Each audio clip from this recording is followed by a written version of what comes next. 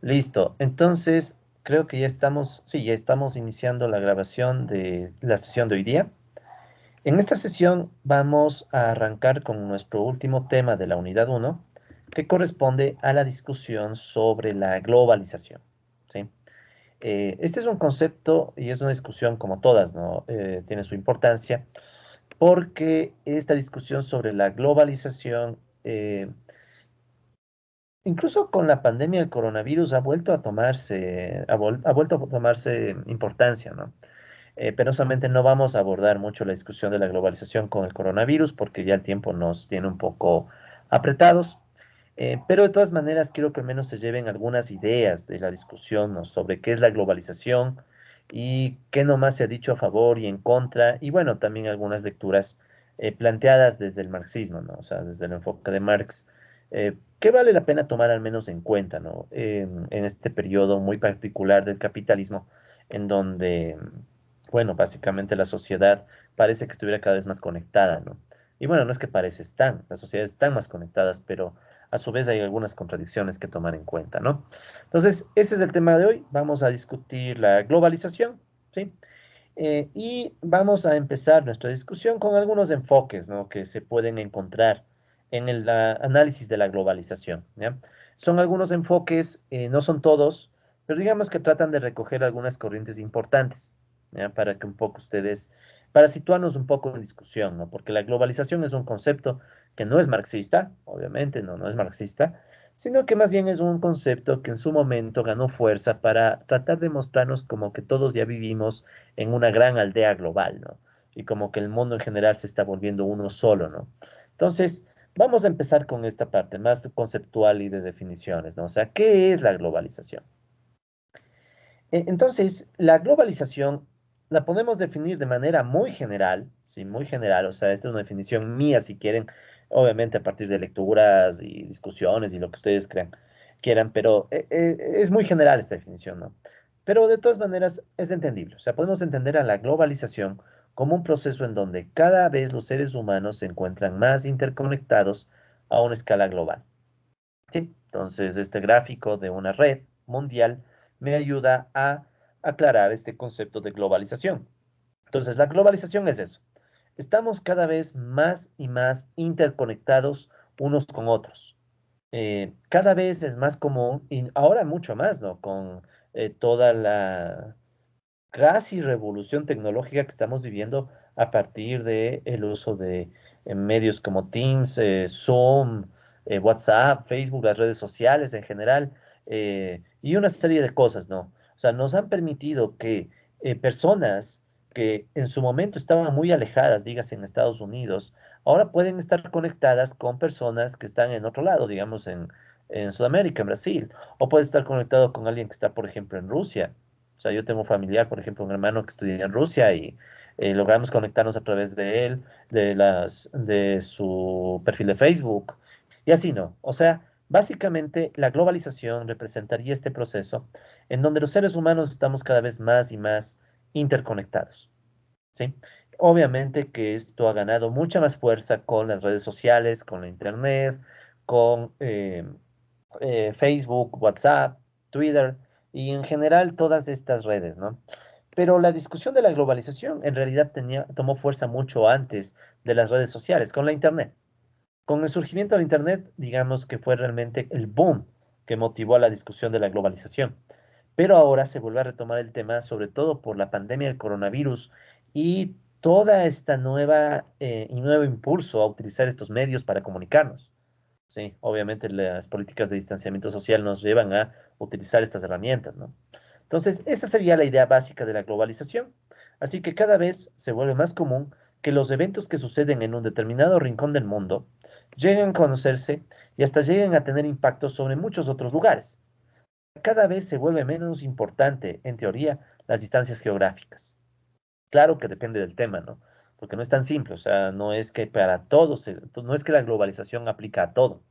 Ya cuando empecemos a ver las críticas, ahí veremos que la globalización tiene sus puntos a favor, en contra y algunos elementos que no se están globalizando, ¿no? No todo se globaliza. Pero, por ejemplo, el más fácil y más claro ejemplo que hoy vivimos de la globalización es el propio COVID-19. la propia pandemia del coronavirus, ¿sí? La propia pandemia del coronavirus es un resultado de la globalización, entre otros factores, no solo la globalización, pero la globalización ha contribuido a que hoy más que nunca, con un mundo súper conectado, se vuelva extremadamente difícil, o quién sabe, tal vez si hasta imposible, evitar que el flujo de personas se dé de un lugar a otro, ¿no? O sea, es casi imposible. Recuerden cómo empezó esto. Esto empezó en la provincia de Wuhan, en China. Eh, ¿Y qué pasa? Resulta ser que de China se expandió a todo el mundo con una rapidez tal que hoy por hoy, a más o menos año y meses de la pandemia, ya vamos con más de 4 millones de muertos. Entonces es un proceso súper rápido de expansión, ¿sí? Y obviamente ese es solo por poner un ejemplo, ¿no?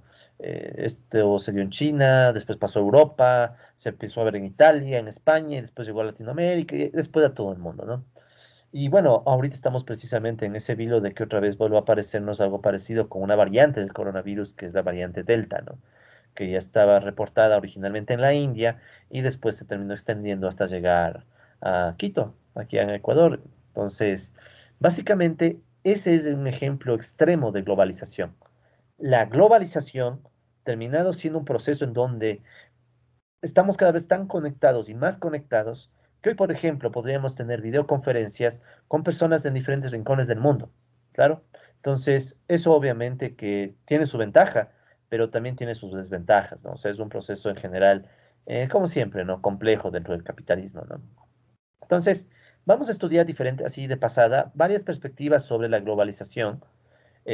Cada perspectiva tiene sus autores, tiene sus análisis. No vamos a poder verlos a fondo. Uf, disculparán si hay cualquier ruido de fondo, ¿no?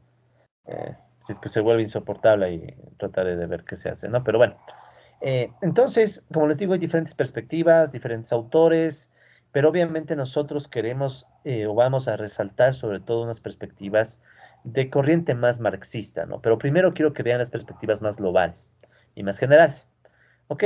Entonces, nosotros para esta clase en particular, vamos a trabajar, sí, vamos a trabajar con un texto de David Renton, ¿ya? Es un texto ya un poquito antiguo, del 2005, pero es un texto súper interesante porque este texto, que se llama Marx on Globalization, es un libro muy llamativo que recoge varias ideas, ¿sí?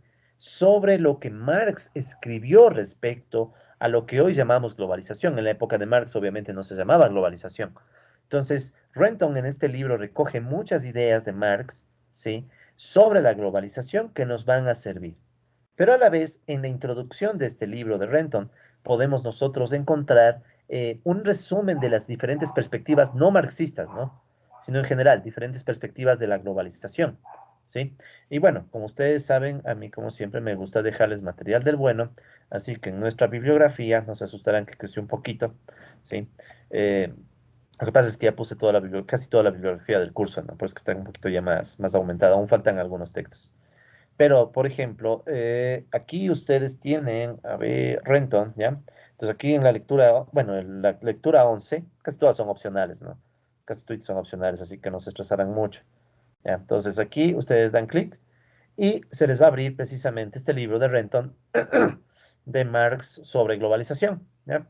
Estamos bajo la licencia de uso libre por temas educativos, ¿no? Así que no, por favor no los difundan mucho ni tampoco los citen, bueno, citarlo no, sí, pero no lo difundan mucho y es más para uso de nosotros, ¿no?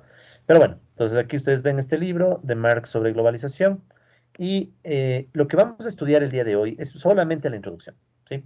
Solamente la introducción, precisamente si bien el título habla de Marx sobre la globalización, en realidad esta introducción es muy buena porque hace un resumen sobre todo de muchas perspectivas previas o perspectivas diferentes, no previas, perdón, perspectivas sobre la globalización, ¿no? Entonces aquí tienen la introducción, les dejo todo el libro, ¿no? Ahí está todo el libro, súper interesante porque tiene varios fragmentos del Marx original y lo que él pensaba sobre la globalización, que repito, no la llamaba así en su momento, obviamente, ¿no? Pero de todas maneras, les dejo el texto. Nosotros vamos a estudiar hoy día solamente la introducción, ¿no? Sí, porque obviamente no nos da el tiempo para entrar en más detalle, pero ya solo la introducción nos va a dejar muchas cosas buenas, ¿no? Entonces aquí está este texto. Reitero, No se asustarán por todas las lecturas que están aquí. Estas son lecturas que completan ya el curso, pero son lecturas que yo recojo en las láminas. De hecho, casi prácticamente todo va a ser opcional, ¿sí? Porque todo está en las láminas, al menos todo lo que a mí me interesa para nuestro curso, ¿no? Pero bueno, entonces, básicamente, ¿cuáles son los grandes enfoques o niveles de análisis de la globalización que resume Renton en su introducción? Entonces, podemos plantear que la globalización tiene al menos tres niveles de análisis, ¿ya? Tres niveles que pueden ser de relevancia. Repito, no marxistas, ¿no? De Marx vamos a verle despuesito. Primero estamos viendo la lectura general de la globalización. Entonces, estos tres niveles a criterio de Renton, que creo que es una buena clasificación, son los siguientes, ¿no? Podemos ver que hay interpretaciones de la globalización que se enfocan más desde perspectivas culturales, económicas o políticas, ¿ya? O sea, la globalización cultural o la globalización económica o la globalización política. Por otro lado, también se puede hablar de personas que son más optimistas sobre la globalización y otras que son más pesimistas, o también quienes son más escépticos sobre la globalización y en cambio quienes son más creyentes de esos procesos de globalización, ¿no? Entonces, ¿la idea cuál es? La idea es que dependiendo, ¿sí? Dependiendo de la corriente o dependiendo del enfoque, se pueden resaltar más aspectos o menos aspectos, ¿no? De este proceso de interconexión que tenemos los seres humanos. Ahora, antes de continuar, yo personalmente, o sea, aquí agrego una cosa muy personal mía, yo creo que la globalización es un hecho. O sea, cada vez estamos más interconectados. Pero lo que no es claro y hay que pensar y hay que analizar es las consecuencias de la globalización y básicamente hacia qué tipo de globalización vamos. Entonces, eso quiero que ustedes tengan un poco en mente. O sea, no se trata aquí de criticar el que estemos interconectados. Eso es casi, casi imposible de criticar porque de hecho ya es una realidad. Ahorita mismo estamos utilizando una plataforma de Microsoft para poder tener la clase. Pero, y para colmo de males, después de esta clase va a estar subida como video en YouTube. O sea, básicamente estamos utilizando las mismas herramientas del capitalismo en su expansión. O sea, eso es real. No se niega eso. Lo que tratamos de analizar es las consecuencias de esa globalización. Aunque de todas maneras hay gente que sí es escéptica del proceso, aunque bueno, cada vez es menos, ¿no? Pero bueno, vamos entonces a abordar cada una de estas perspectivas, empezando por la globalización cultural, ¿sí? Y bueno, el video que tenemos, perdón, que hablo de la imagen que tenemos en pantalla, ya un poco nos hace pensar hacia dónde va a ir este argumento, ¿no?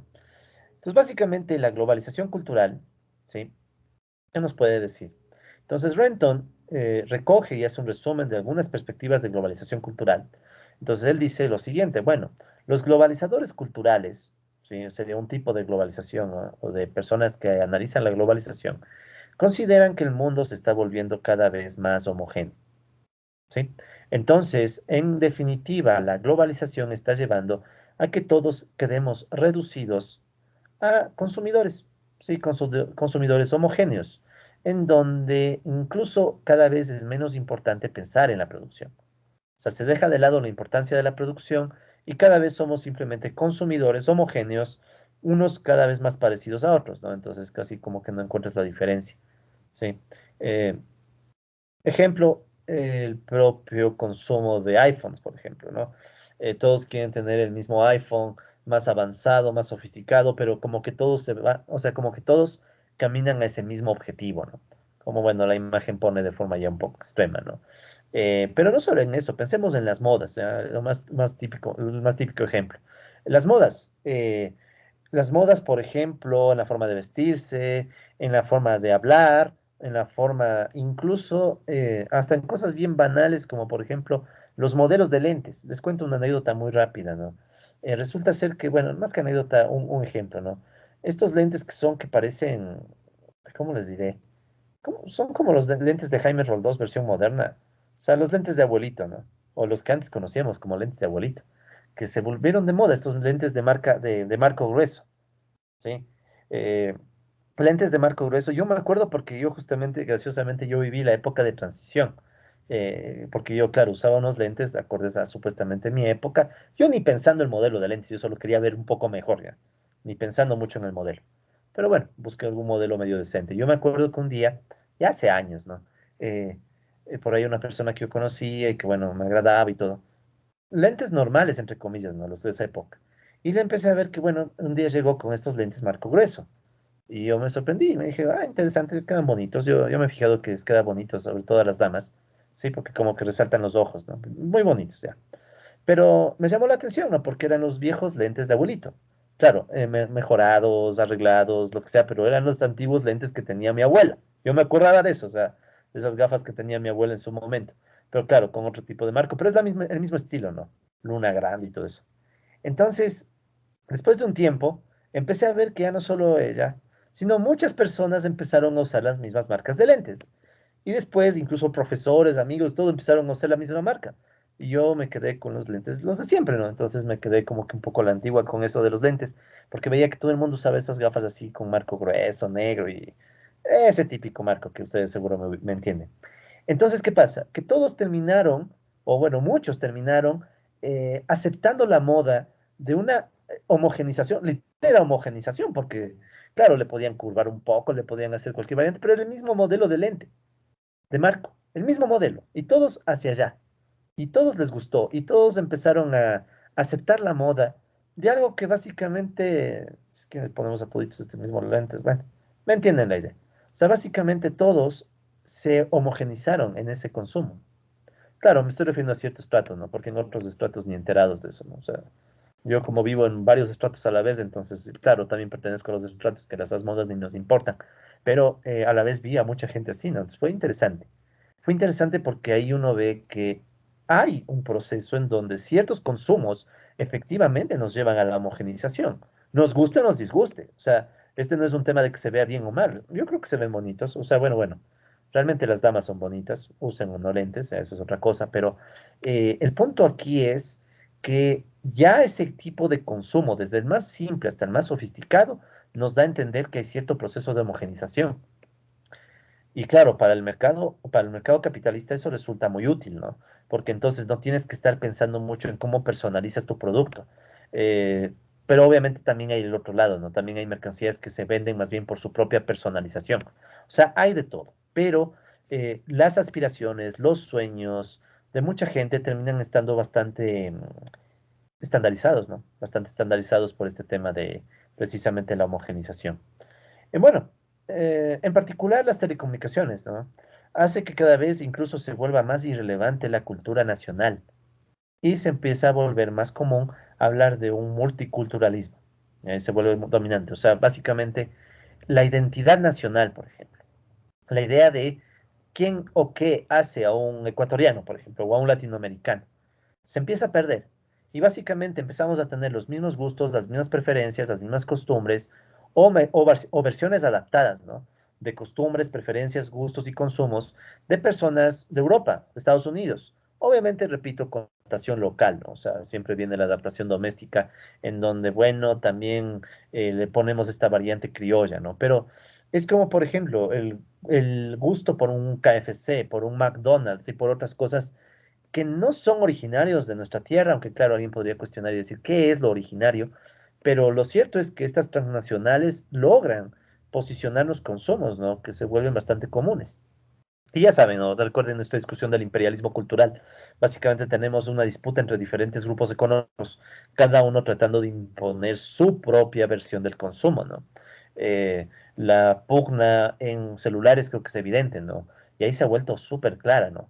Por ejemplo, la disputa que hay entre el iPhone, sí, de Apple, los celulares de Samsung y los chinos, ¿no? Últimamente han salido estas marcas como Xiaomi y otras que igualmente pelean, pero si se fijan, con cierta homogenización. Antes yo me acuerdo que había más variedad en el estilo del celular. Ahora básicamente el celular es siempre una pantalla. O sea, esto dominó, porque claro, ¿no? O sea, fue, digamos, la revolución de Steve Jobs y otros que vieron más bien esto como una suerte de iPad en miniatura, ¿no?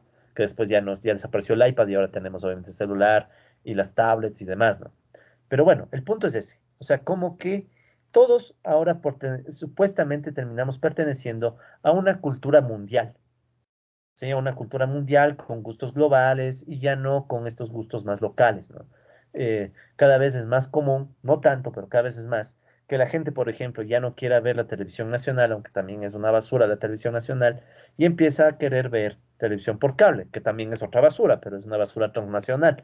Entonces, ¿qué pasa? Que uno intercambia basuras, por ejemplo, ¿no? Se intercambia cierta basura local por basura transnacional, pero la basura transnacional ya hace que te parezcas a otros rincones del mundo que también consumen la basura transnacional, ¿no? Aunque bueno, también hay cosas buenas tanto de lo local como de lo internacional, ¿no? O sea, también hay cosas buenas. No muchas, pero también hay.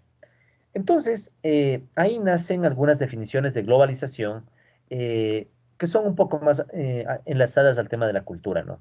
Por ejemplo, Renton cita una definición de Anthony Giddens, bueno, de estos autores de la globalización cultural, ¿no? Entonces dice, bueno, puede mencionarse la siguiente definición de globalización: la intensificación de relaciones sociales mundiales, ven esto, ¿no? Relaciones sociales mundiales, las cuales vinculan a distintas localidades, vínculo, de tal manera que los eventos locales son conformados por eventos que ocurren a millas de distancia y viceversa, ¿sí? Entonces, lo que pasa en Silicon Valley, en California, que es básicamente donde nacen todas estas ideas para generar tecnologías, terminan afectando a todo el mundo, ¿sí? Pero claro, no es tan igual, sino no es tan igual, o sea, es evidente que lo que se haga en Silicon Valley no es lo mismo que lo que se haga en Yachay, sin desmerecer a Yachay, pero ¿cuál es la diferencia? Es obvia, ¿no? O sea, Silicon Valley es el centro mundial de desarrollo de tecnologías y demás, que bueno, tocará ver con los años si no se desplaza a China, ¿no? O si por ahí se ensambla con otros centros en China, o sea, puede pasar muchas cosas, ¿no? Ya hemos hablado de eso, pero el punto es, colegas, que esa sería una primera dimensión de la globalización, ¿no? Esta dimensión de carácter cultural en donde nos vamos homogenizando y donde ciertas relaciones sociales se vuelven de carácter mundial. Y entonces todos básicamente terminamos haciendo lo mismo, queriendo lo mismo, ¿sí? Y es gracioso porque muchas veces yo he visto esto, ¿no? Mucha gente que se cree única, entre comillas, pero en realidad repite los patrones de otros más. O sea, hasta la propia idea de yo soy único, soy un individuo único, soy único, hasta ese tipo de ideas vuelven parte de esta homogenización, ¿no?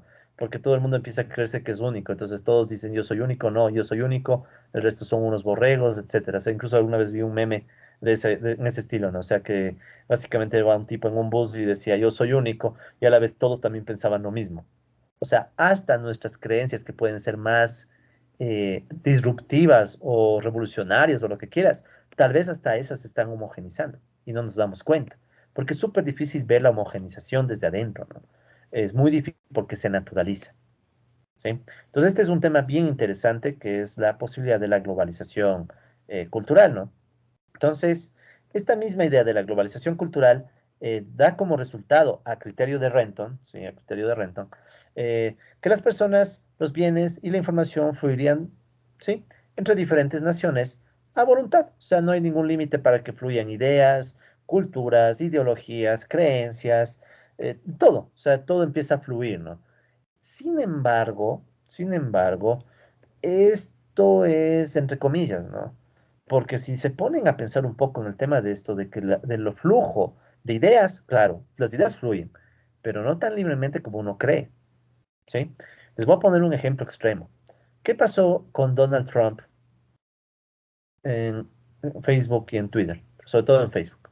Donald Trump llegó a ser vetado, se le cayó, o sea, simplemente se le suspendió la cuenta. Y muchos dirán que estaba bien, ¿no? Es que Trump estaba causando un desmadre y todo. Sí, pero Trump, siendo el presidente de los Estados Unidos, pudo ser callado por una red social. Y más allá de lo que haya dicho Trump, que sí es más que condenable y todo, o sea, una barbaridad, Trump no es ni el primero ni el único que haya dicho esas cosas. Y más, Trump, recuerden que terminó de incentivar a que la gente vaya y asalte el Capitolio, el equivalente al Congreso eh, versión norteamericana, ¿no? Entonces veía, o sea, ustedes han de recordar, ¿no? El ataque al Capitolio, una cosa de locos. O sea, algo que uno solo ha visto en países latinoamericanos, terminó viendo en Estados Unidos, bien gracioso. Claro que penosamente hubo fallecidos, ¿no? Pero Trump creó un discurso que incentivó a la gente a ir. Y más allá de que el discurso de Trump sea o no verdadero, aunque bueno, medio falaz. Sin embargo, Trump logró a través de ese discurso volverse una imagen mundial en donde muchas personas no solo que le admiran, le aprecian, le adoran. O sea, Trump se volvió una figura de adoración. Y si bien es cierto, perdió las elecciones contra Biden, no me sorprendería que puedan pasar cualquier cosa de aquí a 4 años. Pueden pasar muchas cosas. Entonces, ¿qué pasó? Que para callarle a Trump, Facebook le clausura la cuenta. Y algo, repito, puede decir, no, pues que está bien, Trump estaba causando muchos problemas y todo, pero la pregunta es, ¿quién le dio el poder a Facebook de decidir qué hacer o no hacer? ¿Qué idea vale o no vale? ¿O qué criterios toma Facebook? Noten cómo últimamente Facebook y otras redes, pero sobre todo Facebook, ha tomado la política de empezar a censurar gente. O la política de empezar a censurar ciertas imágenes, que en muchos casos no son necesariamente imágenes violentas, sino imágenes con una perspectiva y una política, una visión política. Yo he visto personalmente eso.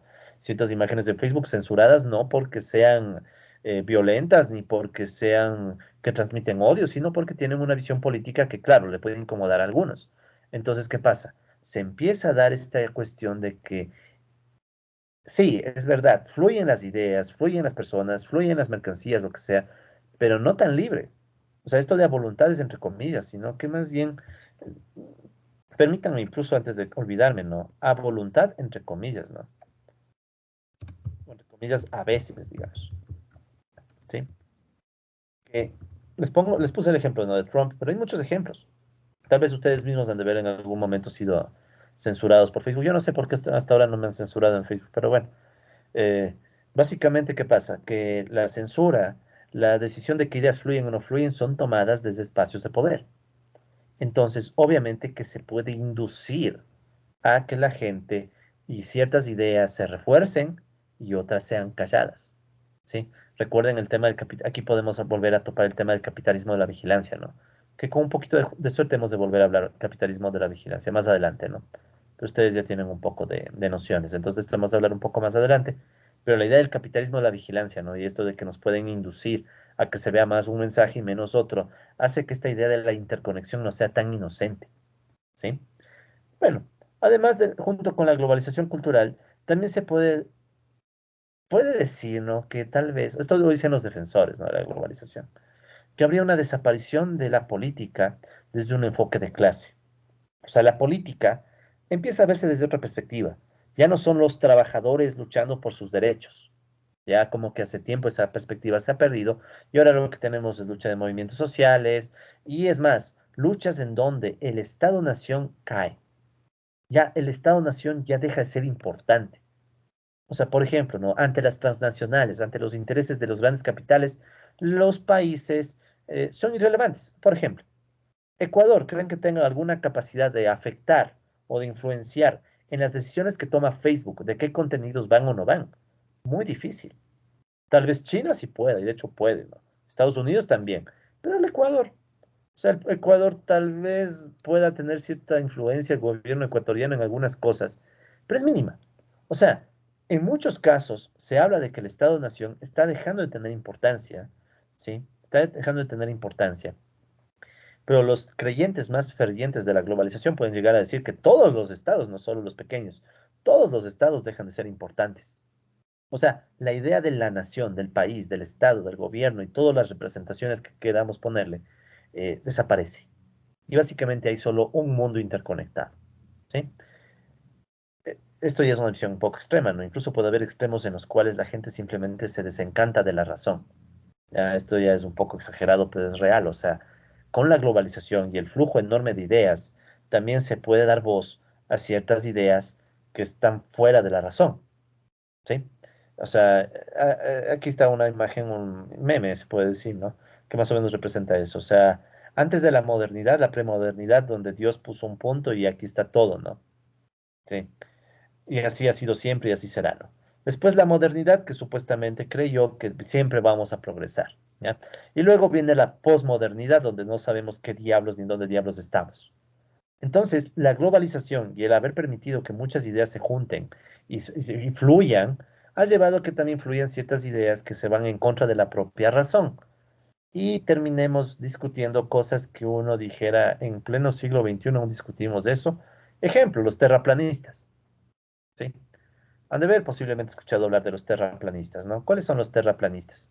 Son estas personas que, bueno, insisten de muchas formas en que la Tierra es plana, ¿no? Incluso tienen convenciones, tienen recursos, tienen propaganda, tienen muchas cosas, recursos y gente, ¿no? Los terraplanistas son básicamente estas personas que O sea, es una forma de representar a esta gente que está en contra de la ciencia, ¿no? O los antivacunas, sí, los antivacunas, que los hay en diferentes colores y sabores, ¿no? Eh, Dicho sea de paso, puede que algunos de ustedes tal vez estén en contra de ciertos procesos de vacunación, por ejemplo, los del coronavirus, por razones de miedo, ¿no? O sea, chuta, no sabemos qué van a hacernos las vacunas, son experimentales y demás, que es real, o sea, no es mentira, es real.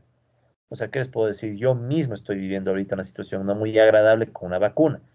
Eh, y muy desagradable, de hecho, les contaré, o sea, para mí en lo personal, muy desagradable.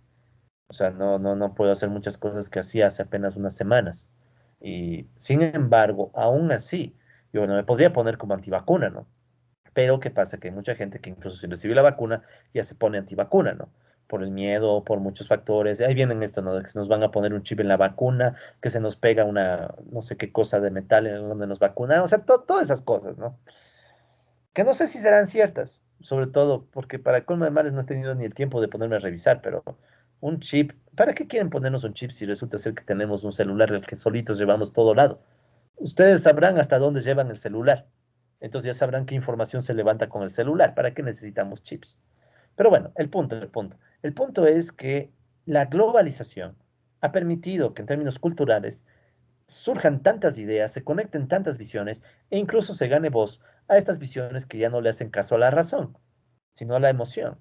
Y digamos que victorias como las de Trump en su momento y quién sabe, futuras victorias de Trump, si es que se dan, tienen mucho que ver con eso, con que cada vez, pese a que tenemos más información, pese a que tenemos más cantidad de textos, de documentos, de datos, sin embargo, muchas veces también tenemos más espacio para las noticias falsas, tenemos más espacio para las visiones ideologizadas sin ninguna coherencia, o sea, de todo, puede pasar de todo. De hecho, por ejemplo, ¿no? La globalización, hay que decir la verdad, ¿no? Si no fuera por la globalización, colegas, no tendríamos muchos de nuestros textos de hoy. O sea, muchos de nuestros textos que están aquí ni siquiera los tendríamos si no fuera por la Internet, ¿sí? De hecho, cuando yo recibí estas materias en su época, en mi universidad, no tuve la oportunidad de leer ninguno de estos textos, ¿no? Porque, bueno, algunos los he escrito yo, entonces obviamente no los escribía, pero otros, en cambio, son textos de muchos autores que yo ni siquiera conocía. Tuve la oportunidad de conocerlos luego, ya con la globalización y el Internet. Pero en cambio, así como tenemos la posibilidad de acceder a información de todo el mundo, también viene la posibilidad de acceder a noticias falsas de todo el mundo, a traumas de todo el mundo, a mitos de todo el mundo. O sea, un caos, ¿sí? Como el posmodernismo. O sea, una situación en donde no sabemos en dónde estamos, ni le encontramos sentido al mundo, pero bueno, estamos, ¿sí? Entonces, en definitiva, la globalización sería parte de un proceso más grande, incluso, que llevaría hacia la construcción de un nuevo mundo postmoderno, al menos según lo que plantea y recoge Renton. O sea, un mundo en donde se vuelve muy difícil encontrar un sentido a las cosas, ¿no? Al menos eso dicen ciertos autores. O sea, Renton, verán, no están diciendo lo que él cree, está diciendo lo que él resume de otras visiones, ¿sí? Ahora, ¿qué tan cierto es que la globalización nos está llevando a un mundo muy peculiar en donde hasta la razón se pierde? Yo creo que no es tan equivocado, ¿no? O sea, yo creo que esto de la pérdida de la razón, esto de que las noticias falsas abunden y un montón de mitos estén rondando en la internet y demás, creo que son ejemplos bastante elocuentes de lo que pasa, ¿no? Pero repito, ¿no? También tenemos el otro lado. O sea, es contradictorio, es dialéctico, ¿ya? O sea, el proceso es dialéctico, el proceso cultural es dialéctico. Hay un proceso cultural dialéctico, lo diría yo. ¿Por qué dialéctico? O sea, contradictorio. Al mismo tiempo que tenemos más y mejor información sobre el mundo, ¿sí? O sea, tenemos una cantidad de información sobre el mundo que antes no teníamos, o sea, una cantidad de información espectacular. Al mismo tiempo tenemos una cantidad de desinformación espectacular. Entonces es contradictorio, ¿no? Eso se le entiende por dialéctica. Ustedes ya tienen algunas nociones de dialéctica, recuerden los videos que estudiaron para los conceptos de economía política. Entonces, ahí viene ese tema, ¿no? De cómo la globalización genera más contradicciones, mucha más información, full, o sea, les juro, yo no he leído, yo cuando fui estudiante no pude leer ni uno solo de los artículos que ahora les estoy compartiendo, ni uno.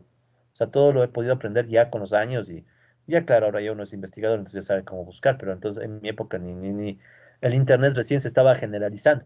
Entonces, muchos textos, o sea, yo me sentía feliz por haber leído un artículo de los años 50 de Robert Solow, cuando ya estaba más o menos a la misma altura de la carrera de ustedes. Entonces, obviamente que no, no, pues ni de broma. Entonces, ¿cuál es ese punto? Es la contradicción, ¿no? Homogenización cultural, ideologías sin sentido, pero al mismo tiempo gran información y capacidad de procesar datos, ¿no? Tenemos ahora la posibilidad de acceder a una cantidad de datos que en unas épocas anteriores eran imposibles, ¿no? Sobre este tema de la homogenización cultural, incluso hay un video bastante bueno que si me permiten les voy a poner, porque si no después me olvido. Si, ah, no, no, que estoy haciendo, mi cámara no funciona. Eh, un segundo, les quiero poner un video, porque quiero que vaya con audio. Sobre esto de la homogenización cultural, tal vez algunos lo habrán visto, ¿no? Antes de pasar a la siguiente forma de globalización. Eh, Antes de nada, ¿cuál creen ustedes que sea una de las formas más homogéneas de globalización? Una que yo creo que es real, es que todos se nos ha metido la idea de que tenemos que buscar la felicidad, ¿sí? O sea, la felicidad. Pero la felicidad resulta ser que la encontramos en el capitalismo a través del consumo y del consumismo, ¿sí? Entonces hay un video súper bueno que quiero ponerles ahorita. Creo que sí puse audio, disculpen, soy medio distraído. Si no ahí se acabo de decir que les pongo con audio, disculpen. Entonces, les voy a poner un video en YouTube. Son 4 minutos, no nos corta mucho la vida de la clase, pero es un video súper chévere. Es hecho por Steve Cutts. Es una persona que hace cortos animados muy interesantes, ¿sí? Que se llama Happiness. Felicidad. Probablemente algunos de ustedes ya lo habrán visto, ¿no? Si lo han visto, bueno, son 4 minutos, así que les pido paciencia. A quienes no lo han visto, ya, entonces echémosle un vistazo porque es súper bueno, ¿no? Entonces, echémosle un vistazo, porque a mí me parece que es muy elocuente sobre lo que estamos discutiendo ahorita, que es estos procesos de globalización y cómo todos terminamos entrampados en lo mismo, ¿no? Entonces, veamos, unos 4 minutitos.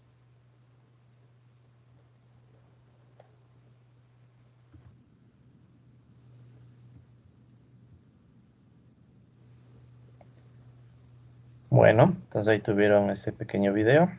Les recomiendo mucho, ¿no? El canal de Steve Cutts. Es un canal muy bueno, ¿no? Tiene muchas de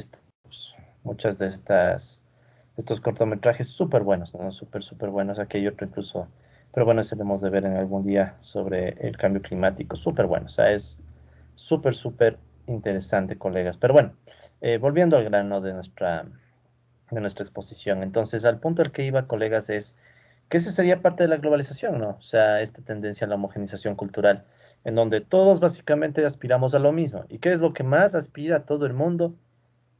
Casi, obviamente que estoy exagerando un poco, ¿no? Pero, ¿qué es lo que más aspira a todo el mundo? Como les decía, la felicidad, pero algo más concreto que todo el mundo aspira, dinero.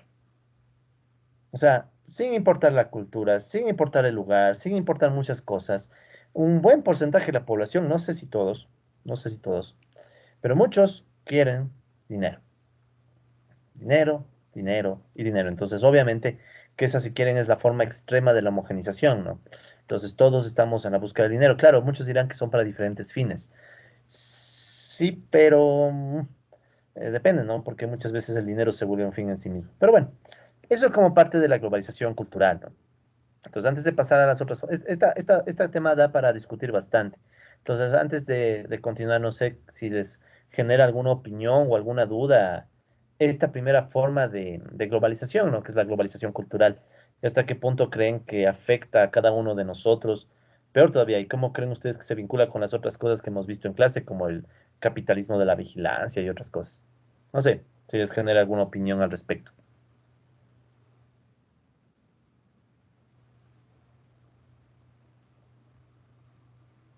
¿no? Profe, pero, o sea, algún rato, o sea, se lograría consumir lo suficiente como para que ya, este, la población se sienta satisfecha o no. No creo, no lo sé. Ya es complejo, ¿no?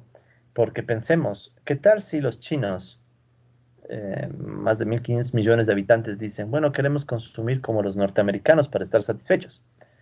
El mundo y los recursos del mundo no alcanzarían. O sea, de lo que se sabe, no, no, no. Si todo el mundo quisiera consumir como Norteamérica, como Estados Unidos o como Europa, no nos alcanzarían los recursos del mundo. O sea, en términos estrictamente de recursos naturales, hoy parece que no nos alcanzaría. O sea, no sería posible. Entonces, más rápido generamos un verdadero colapso natural antes que consumir todo lo que nos dicen que deberíamos consumir, ¿no? Porque, a ver, ¿qué es lo que debería consumir un ser humano para, entre comillas, estar satisfecho? No sé, ¿quién quiere darnos un ejemplo de qué necesita un ser humano para más o menos sentirse satisfecho?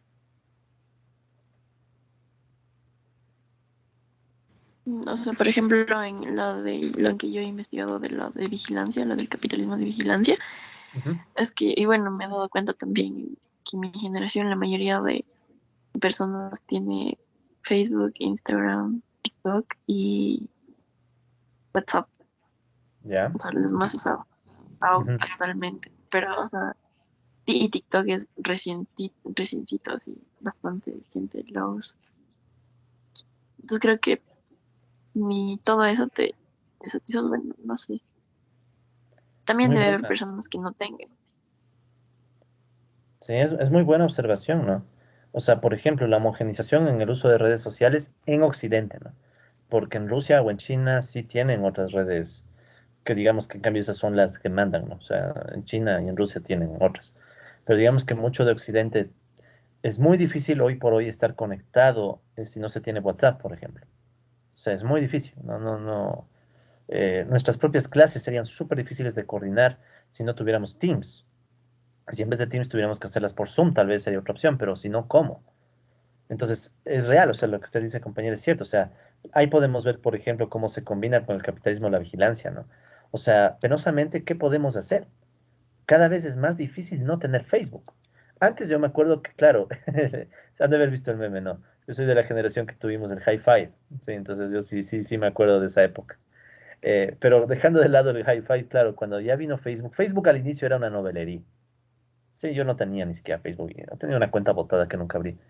Pero luego con los años ya no era una novelería. Ahora, por ejemplo, gracias a Facebook, se conecta a la gente a veces hasta en términos laborales. Incluso a veces uno deja el perfil de Facebook como parte de su hoja de vida.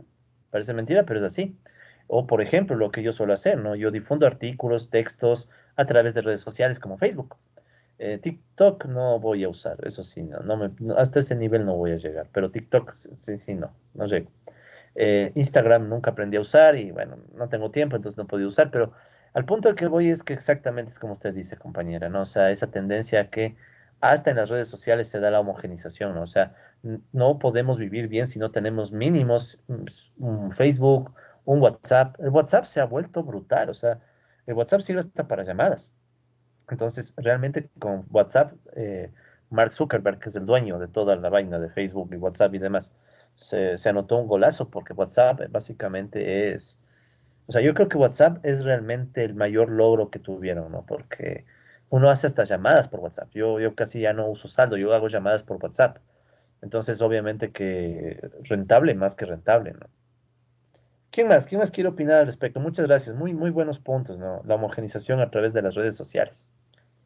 ¿Quién más desea opinar al respecto? Venga, es un tema bien tenaz, ¿no? La homogenización Profe, cultural. Por favor. con respecto a lo que mencionó de en la actualidad, cómo se sentiría un individuo satisfecho, o sea, Ujú. generalmente se basa Ya. en obtener reconocimiento, eso es todo. Porque si es que yo voy a determinado lugar de viaje, todo el mundo me reconoce. Si es que yo tengo un trabajo, un puesto específico en una empresa de renombre, obviamente, todo el mundo me reconoce. Si tengo un auto, si tengo un teléfono actual, todo el mundo me reconoce. O sea, la satisfacción se basaría solo en un reconocimiento. De hecho, es algo muy vano, creo. Pero Interesante. nos vemos enfrascados en eso todos. Nadie se salva. Es difícil que alguien no quiera obtener ese reconocimiento, ya sea intencional o inintencionalmente. Ujú. Interesantísimo, ¿no? Eh, Sería de pensarlo, ¿no? Yo personalmente no sé, no tengo la respuesta, ¿no? Por eso les dejo la pregunta, pero no la respuesta, porque no sé, ¿no? Pero, por ejemplo, ¿no? Eh, Sería interesante ver qué tipos de reconocimiento habría según los estratos, por ejemplo, por ingresos, ¿no? O sea, los sectores que están más pauperizados, están más en la pobreza, ¿qué tipos de reconocimiento se pelean? Porque claro, alguien muy fácilmente podría decir que, bueno, alguien que tiene hambre no busca reconocimiento, pero no es tan fácil. No es tan fácil. Incluso en las situaciones de más extrema, limitada condición económica, estas cuestiones pegan. O sea, solamente vean cómo en las propias mafias, en las bandas, en el crimen organizado, y no me refiero al de las películas, sino me refiero al del de las calles, hasta las pandillas, las más básicas. Resulta ser que hasta ahí se juega el reconocimiento. Entonces, me parece que es un punto interesante para pensarlo, colega. Yo realmente no tengo la respuesta, pero creo que es un punto interesante. Ahora, claro, yo lo que he notado es que tal vez no sea un factor, sino tal vez sean algunos, ¿no? O sea, satisfacción, reconocimiento, satisfacción a través de, no sé, algún tipo de uso de sustancias ilícitas que a uno le tengan perdido en el mundo, puede ser, no lo sé, ¿no? O sea, pero yo creo que es más interesante todavía la misma pregunta. O sea, todos buscamos la satisfacción. Hay una canción súper vieja de los Rolling Stones que precisamente plantea eso, ¿no?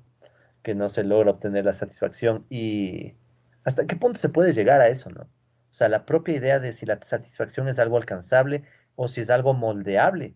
O sea, ahí metiendo temas de capitalismo a la vigilancia, ¿no? Pero chévere, chévere observación. Entonces, aquí podemos, o sea, si ven que este tema me gusta mucho, incluso sería chévere tener más tiempo, porque este ya abre las discusiones, ¿no? O sea, y como ustedes ya tienen varios elementos de lo que hemos conversado en clase, ya se puede abrir más el tema, ¿no?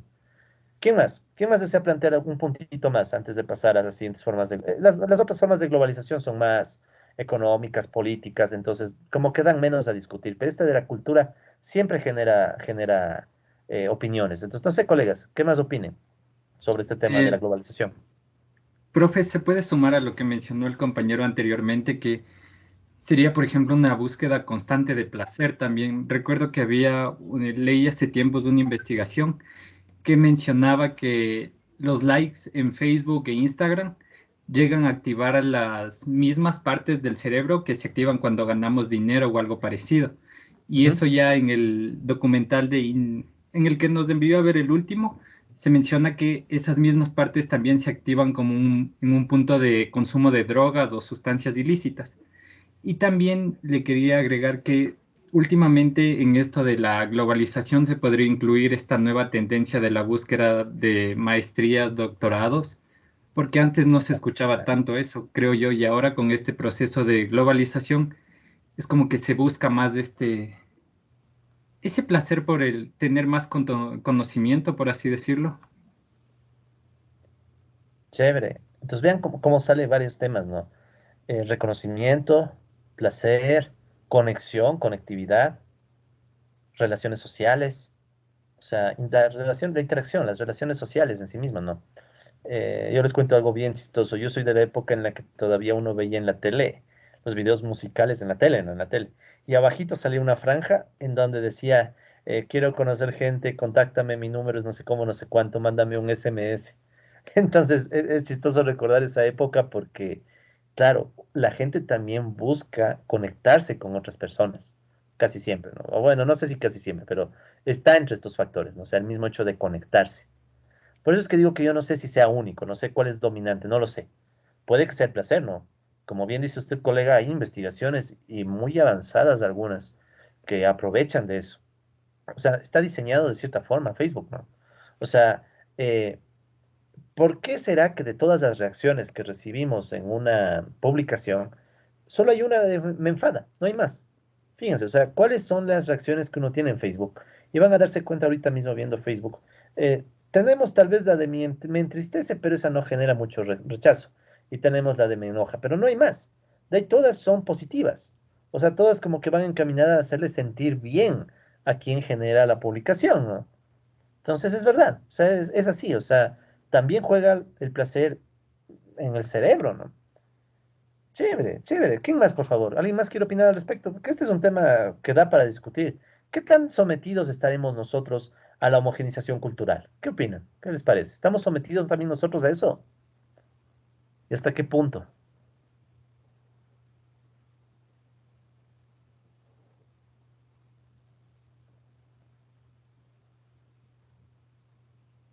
Como profe no lo entendí muy bien. O sea, básicamente, ¿hasta qué punto nosotros estamos metidos en esta homogenización? O sea, ¿qué otros ejemplos encuentran, por decir esto? Profe, o sea, yo eh, estaba pensando acerca por ejemplo, la perspectiva de la realización personal. ¿Ya? Por ejemplo, que, no sé, en redes sociales vemos que ya, o sea, nosotros ya nos graduamos, todo maravilloso, y obtenemos un empleo, y siempre queremos más y más y más hasta que tengamos nuestra casa, nuestro carro, logremos viajar. Y como, o sea, como vimos igual en el video, todo es como que consumismo de lo mismo, o sea, buscar cosas que todos buscan. Entonces, ya creo que es eso. Chévere, no, muchas gracias por su aporte, estimada compañera, porque eso me recordó un tema que casi se me olvida, que es el famoso ciclo de la vida, ¿no?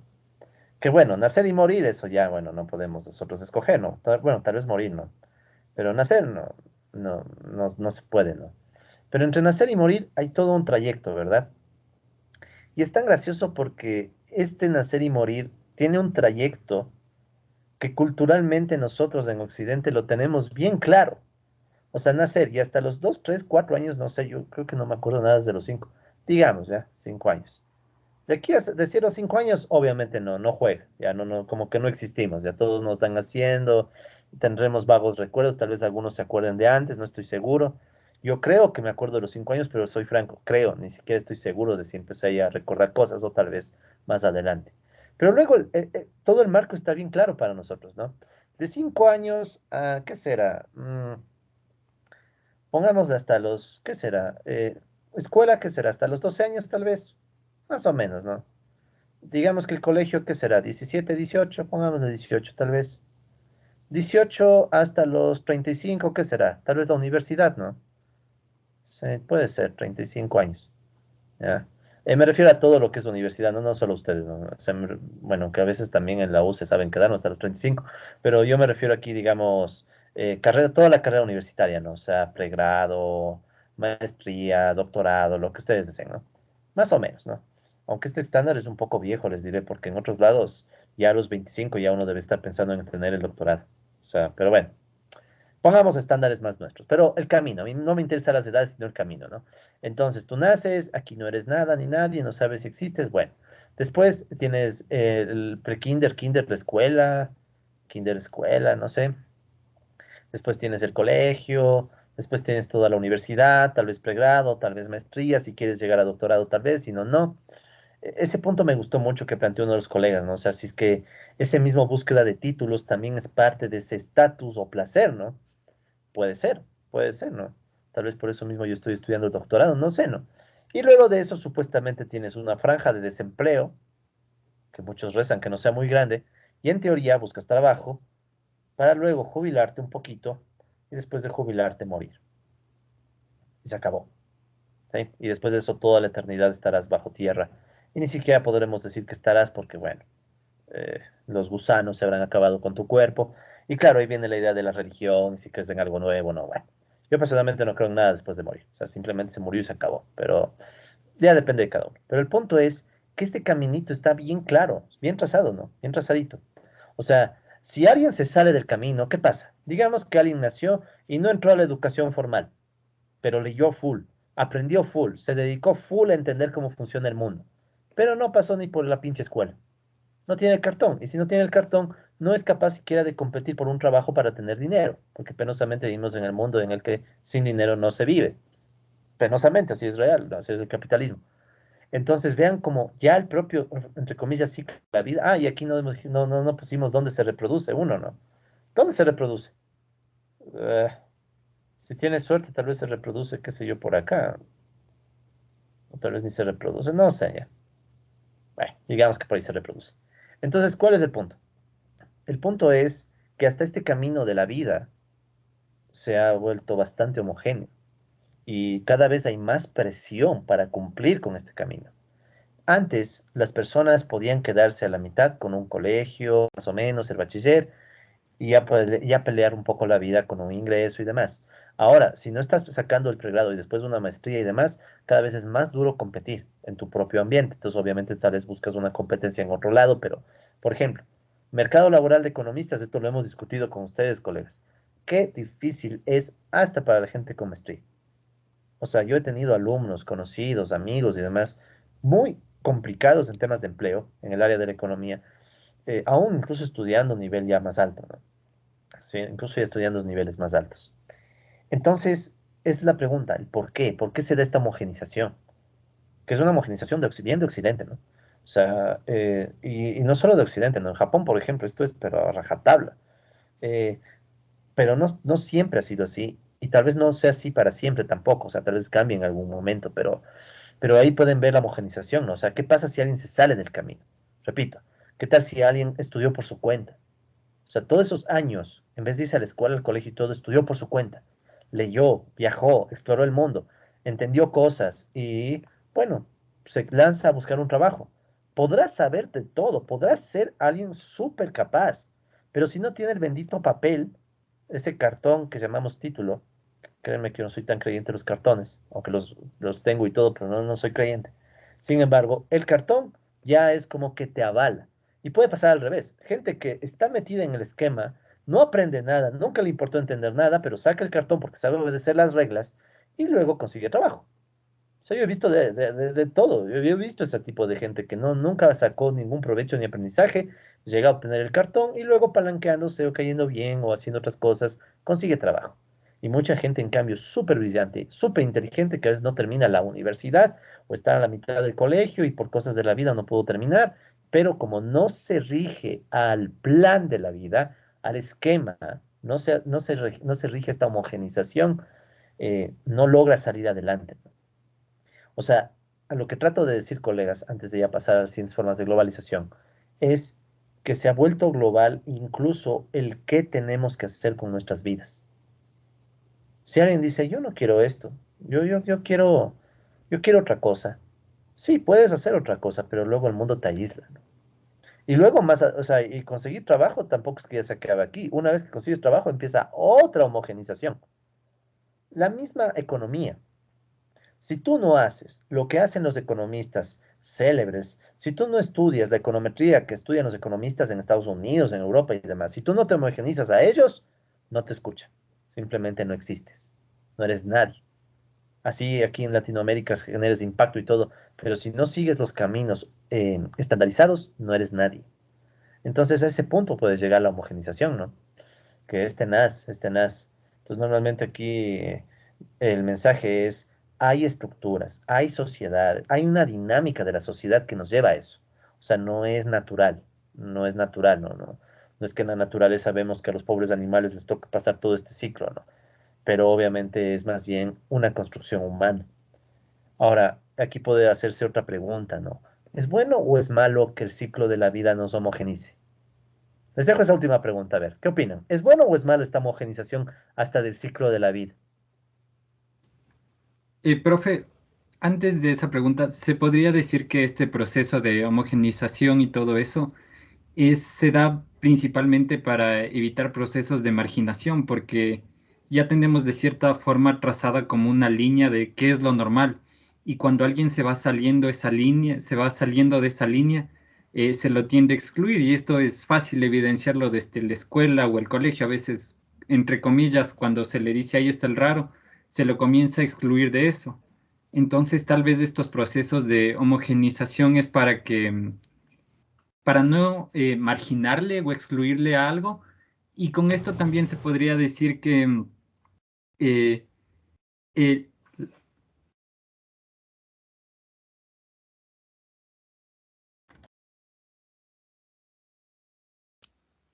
Una pausa dramática.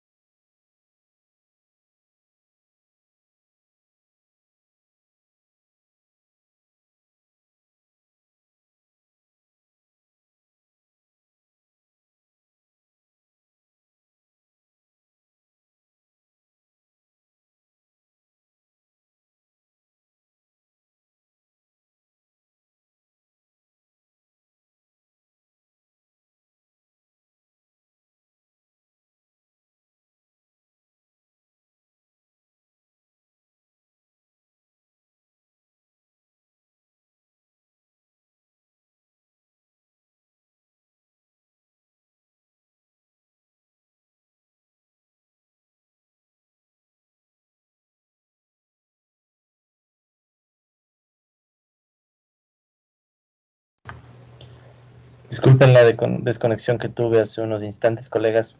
A veces me pasa que justo en temas bien interesantes se me va o el internet o pasar. Pero bueno, disculpe al colega que estaba planteando, no le pude terminar de escuchar. ¿Qué me estaba diciendo?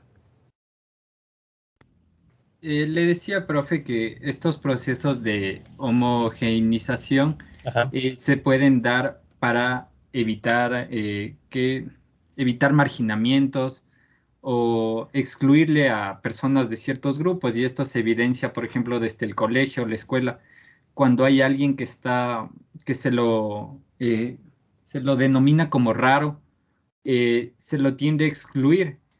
Entonces, puede hacer que este proceso de homogenización se da para evitar esos marginamientos. Y respecto a su pregunta, se podría decir que es un poco favorable porque siempre se ha dicho que las sociedades tienen su fuerza en la unión y tal vez para que esta unión sea más efectiva se necesita esta homogenización, pero también hay como que una contradicción ahí, porque si esto sería el fuerte, no se le marginaría a nadie a pesar de su condición. Interesante, interesante. Respecto a su primera postura sobre el tema de la homogenización como una forma de evitar que se margine, ¿no? Eh, ¿Qué le diré? Yo estoy un poco en el punto intermedio, ¿no? En que la marginación no necesariamente es algo bueno per se, tampoco que no haya marginación, ¿no? O sea, bueno, no que no haya, sino que no haya este elemento de, no, de diferencia, ¿no? O sea, cuando un individuo es diferente a un grupo, obviamente el grupo, eh, bueno, parece, ¿no? O sea, bueno, esto sería discutirlo ya más desde la sociología, pero incluso desde la antropología, o sea, los grupos tienden a tratar de resguardar su identidad, ¿no? O sea, cuando aparece alguien que rompe la identidad de un grupo, ¿sí? Entonces, digamos que llega alguien a romper la identidad de un grupo. Entonces, esa ruptura de la identidad puede ser interpretada como una amenaza incluso. Entonces, el grupo puede reaccionar de forma adversa, imaginando al individuo, incluso no tanto por un odio al individuo, sino por un miedo a la propia existencia del grupo, ¿sí? O sea, como que una amenaza al grupo. Entonces, hay estudios hasta de ese tipo de análisis, ¿no? Entonces, lo que usted dice, colega, tiene su sustento, o sea, lo que voy es, tiene su sustento, ¿no? Ahora, si eso es bueno o malo, y en general, ¿no? Si la homogenización del ciclo de la vida es bueno o malo, es relativo, ¿no? También depende de cómo lo evaluemos, ¿no? Porque, por ejemplo, ¿no? La homogenización yo creo que es pésima para la educación. O sea, nosotros deberíamos tener la posibilidad de hacer una educación mucho más personalizada, al menos en ciertos temas, ¿no? O sea, obviamente ahorita por las circunstancias del internet y todo estamos en esta visión de yo doy la clase, ustedes la reciben. Y un poco el día de hoy he tratado de cambiar un poco el tono, pero lo ideal fuera tener una educación mucho más personalizada, en donde cada uno plantea sus dudas, incluso conversar con cada uno, ¿no? Sería mucho más interesante. ¿Cuál es el problema? O hacer grupos pequeños de conversación. Pero ¿cuál es en cambio el problema? El problema es el tiempo y los recursos, ¿no? Entonces, muchas veces esta homogenización tal vez responde a una lógica económica. O sea, homogenizamos a todos porque así es más eficiente el control. Es más eficiente poder decidir sobre el grupo. Les pongo un ejemplo fácil, las mismas clases. Cuando en las clases uno tiene un manejo más homogéneo, yo mismo hago eso, o sea, no les miento, yo mismo hago eso. Cuando les tomo una prueba homogénea a través de un sistema que es incluso mecanizado, ¿no? Toda la cuestión del aula virtual y demás. Es más fácil controlar al grupo, porque yo puedo automatizar hasta las horas y todo y vamos homogenizando. ¿Qué sería mucho más difícil? Conversar con cada uno y a cada uno preguntarle cosas de qué entendió de la materia, qué le gustó, qué no le gustó, cómo han estado, qué les ha sucedido, si han podido estudiar bien o no, cómo ha estado el tema de la pandemia para ustedes. Eso me demoraría full. Y les cuento que yo lo he intentado de ambas formas, ¿no? Con ustedes la más estandarizada porque, bueno, se obtienen notas rápido, pero yo me acuerdo en presencial que incluso tomaba los exámenes conversando uno con uno. Y claro, me demoré horas en tomar un examen, haciendo preguntas a cada uno y viendo cómo reaccionan y todo. Y eso, claro, consume recursos como el tiempo, ¿no? Entonces yo creo que también esta homogenización responde a una lógica ya económica, ¿no? O sea, también tomen en cuenta ese detalle. O sea, que tal vez la homogenización es para alcanzar homogenización pensada desde la economía, ¿sí? Y aquí les doy un ejemplo muy extremo. la propia teoría económica, la propia microeconomía, por ejemplo, asume bastante a menudo que los individuos son homogéneos para hacer más fácil el análisis, el cálculo, la matemática, los modelos, todo. Y muchas veces a lo homogéneo se le llama racional, y quien se sale del homogéneo ya es un irracional. Obviamente que es más complicado que eso, pero estoy contando la historia, la esencia de la historia. Entonces, esta homogenización cultural no solo que es real, existe, sino que puede ser que no responda necesariamente a criterios de bienestar individual, sino a criterios de beneficio económico de ciertos grupos.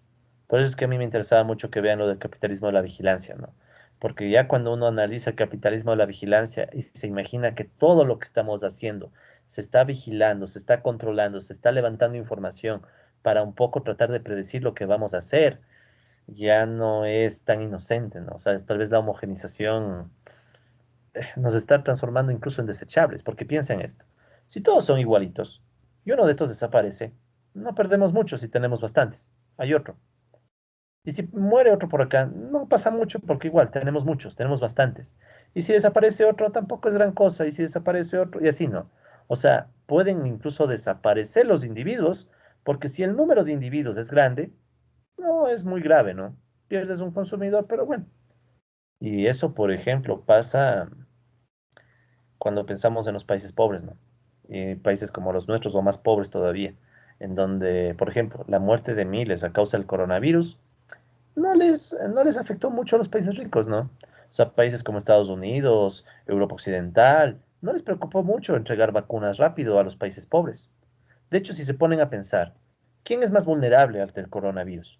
Alguien que vive con buenos recursos y tiene un trabajo en línea y vive en un país con un buen sistema sanitario, o una persona de un país empobrecido que está con los sistemas de salud saturados y no hay ni siquiera medicinas convencionales.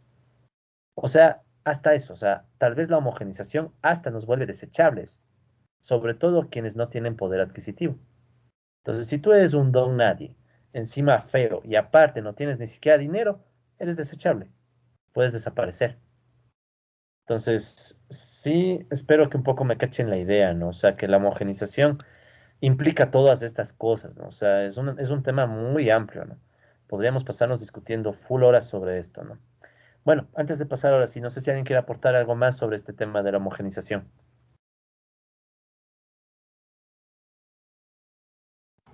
Sí, profe. Por favor.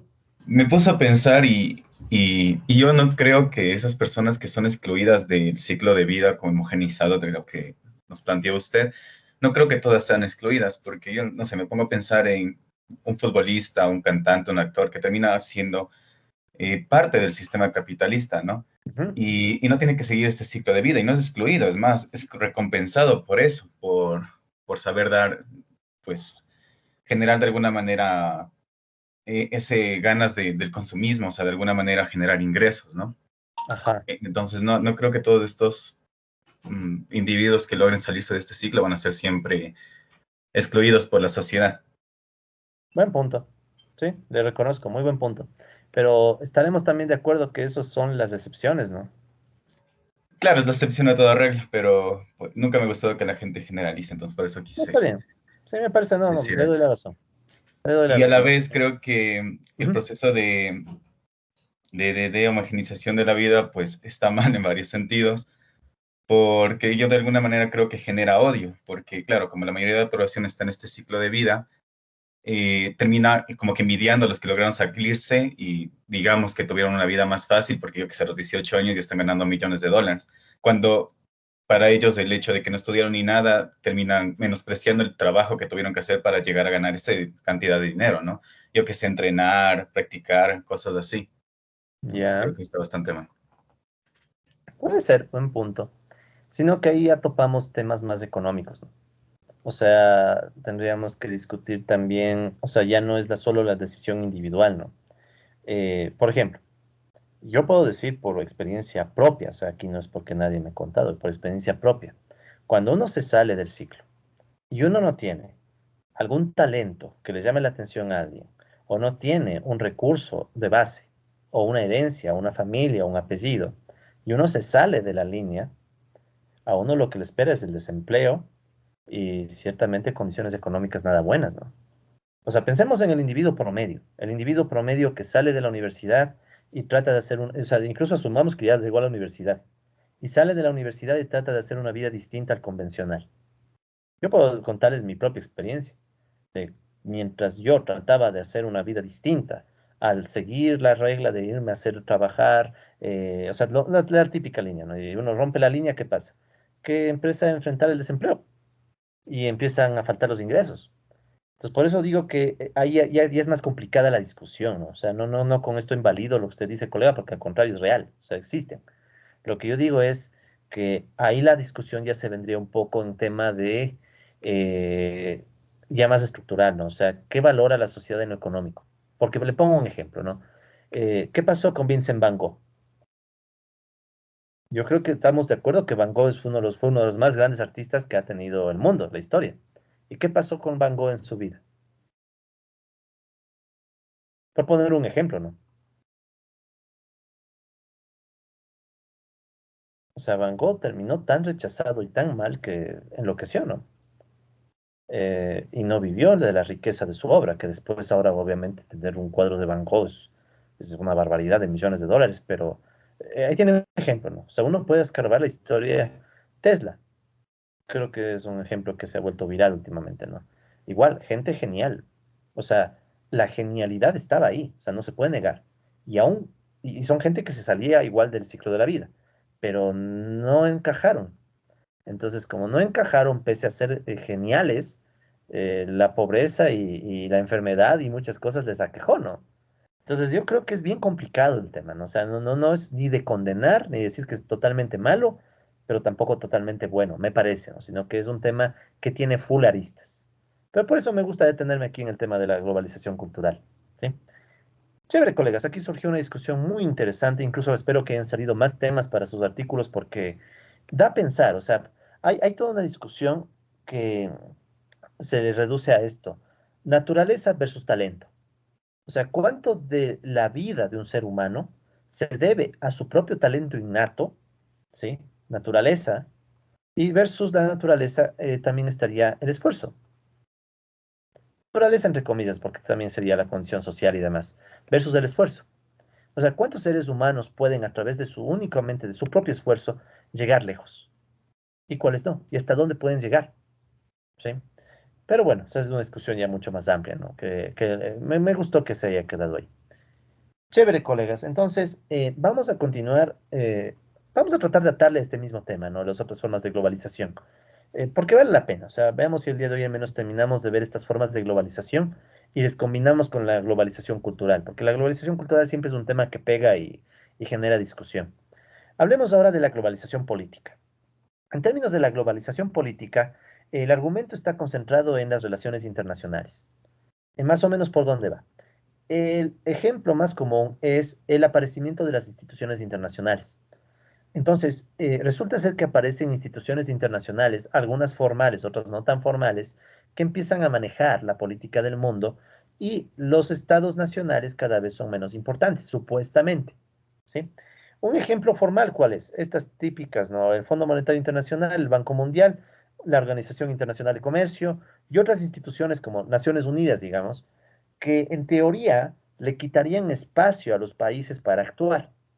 Entonces, sí ven que ahí estaría otra dimensión de la globalización, ¿no? O sea, aparecen instituciones globales que deciden por encima de los países, entre comillas, ¿no? Porque obviamente eh, esto es más complicado, ¿no? Porque, por ejemplo, ¿quién manda en el Fondo Monetario Internacional?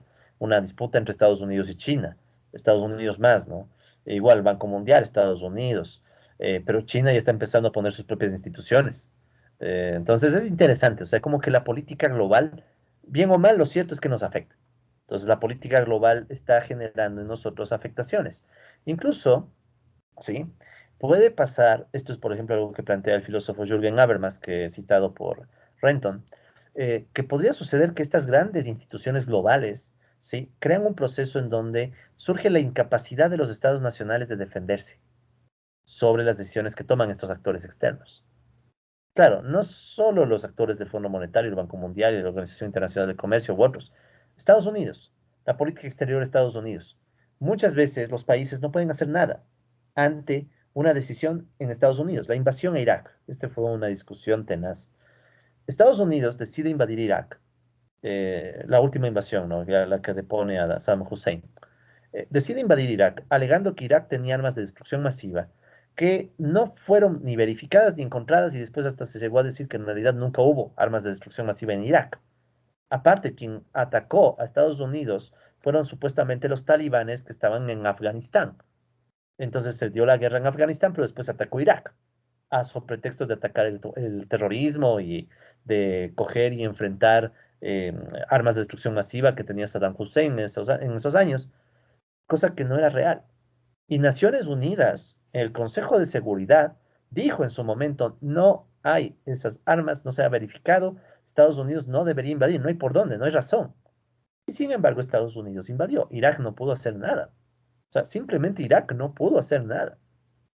Y es una historia parecida a la que después vivieron países como Libia, Siria. O sea, los países terminan, según este enfoque, en una globalización donde básicamente se pierde hasta se pierde la capacidad del Estado de defender a sus propios ciudadanos, ¿sí? Por estos juegos ya de la política global, ¿no?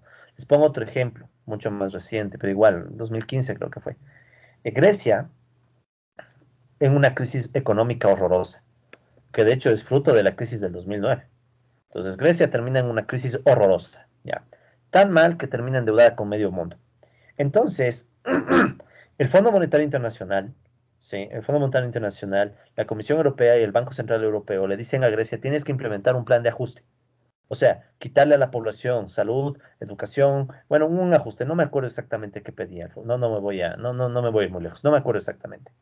Pero el caso es que Grecia, el gobierno de Grecia, si no me equivoco, creo que en 2015, llamó a un referéndum, a una consulta popular, y le preguntó a la gente si estaba de acuerdo con seguir lo que decía el Fondo Monetario, la Troika, el Fondo Monetario, Banco Central Europeo y la Comisión Europea, si no me equivoco. Y ganó el no. La gente democráticamente votó no. No querían el programa del Fondo Monetario, lo que casi, casi significaba que Grecia tenía que ver si se salía de la zona euro. Era tenaz, porque claro, la gente decía, no vamos a aceptar que nos quiten muchos de los derechos que tenemos. ¿Y qué pasó? Grecia, el gobierno de Grecia, no hizo caso al referéndum y terminó aceptando las medidas que le pusieron estos organismos internacionales. Varios ministros del gobierno de entonces renunciaron, el gobierno de Tsipras, si no me equivoco, renunciaron y todo, pero fue igual un caso tenaz porque demostraba que más allá de lo que digan los pueblos, más allá de lo que diga la democracia local, si hay intereses políticos globales que se contraponen, tranquilamente pueden irse por encima de la democracia. Y no hay que irse muy lejos, en Latinoamérica. Todas las dictaduras militares que surgieron desde los 60 hasta los 70 y un poco duraron hasta los 80, fueron respuesta de Estados Unidos al miedo al comunismo, entre comillas. Dictaduras militares que se imponían a la fuerza a criterio de que no podemos dejar que el comunismo avance en la región. Lo que pasó en Chile, lo que pasó en Argentina, en Brasil. En Chile era tenaz, o sea, el discurso era clarísimo. No vamos a permitir que Chile sea dominado por marxistas. ¿Y qué hicieron con los marxistas? Supuestamente, los asesinaron. ¿A pretexto de que no vamos a dejar que la Unión Soviética venga acá a dominar la región? Porque obviamente era la época de la Guerra Fría. Entonces, vean cómo poco o nada importa a la gente frente a estos intereses políticos globales.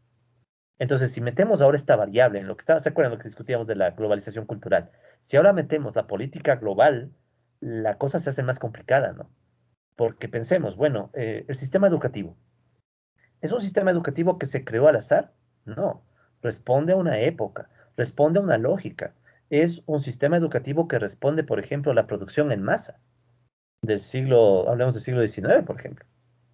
Más o menos en el siglo XIX toma forma parte de lo que hoy tenemos como el sistema educativo masivo, ¿no? En donde la persona es como una línea de ensamblaje.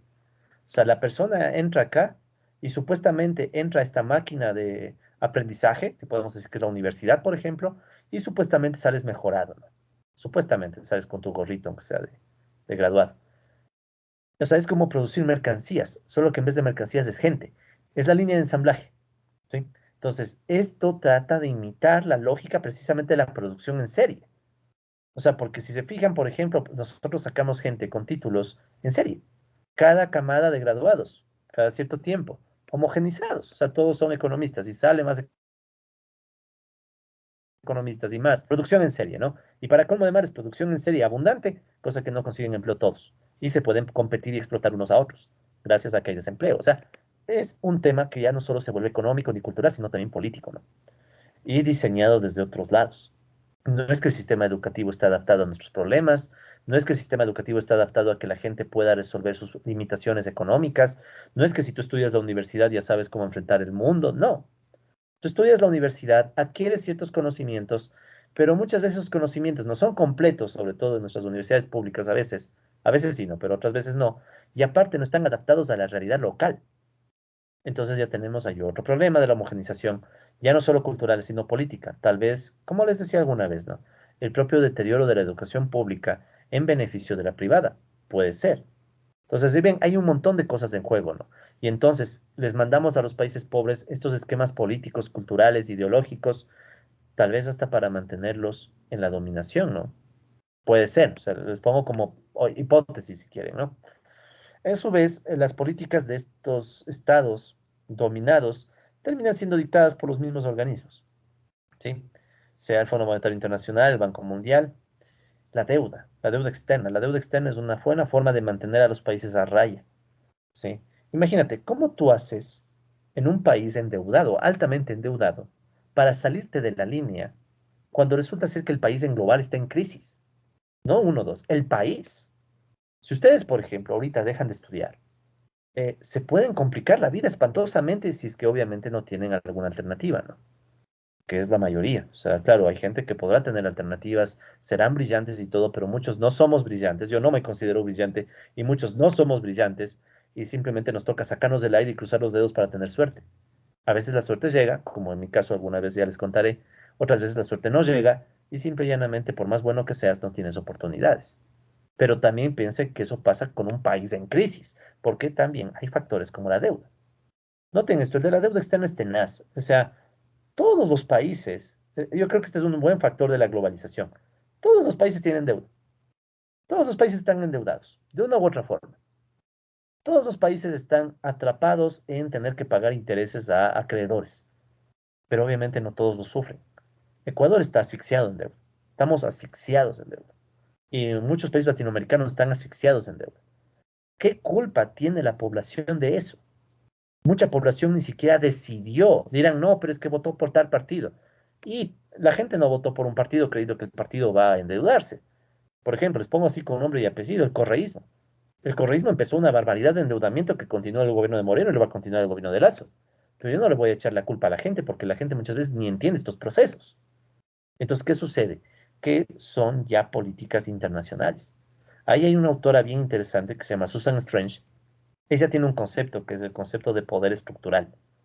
Vale la pena que le echen un vistazo. No nos alcanza el tiempo para hablar hasta este detalle de cosas, pero Strange plantea que en las relaciones internacionales hay ciertos actores que tienen este poder estructural que les permite controlar a escala global las relaciones internacionales económicas y políticas.